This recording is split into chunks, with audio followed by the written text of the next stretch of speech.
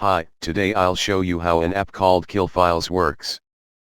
Wanting to delete a certain file and not being able to do so, as it seems to be blocked.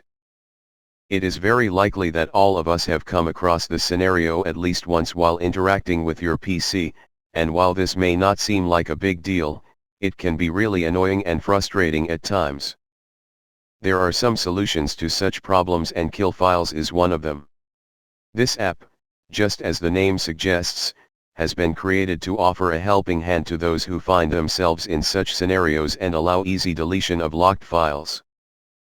KillFiles features a simple and minimalist interface, whose layout and related functionality are even simpler. User interaction will be reduced to a minimum, as it will be possible to define the deletion parameters in just a few clicks. The interface offers a good overview of the loaded data, and you can quickly see the corresponding directory path of the added files, as well as whether they have an inherent read-only status, thanks to dedicated columns. You will be able to add multiple files to delete, and this is ideal, as it allows for batch processing, ensuring that all locked files can be deleted at once, for a more efficient approach.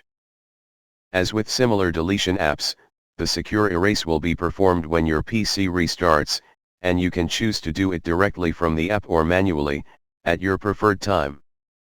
This simple app can save you from a lot of trouble when dealing with stuck and stubborn files, as it will allow you to delete such data securely, in just a few simple clicks. See you next video, and now some music.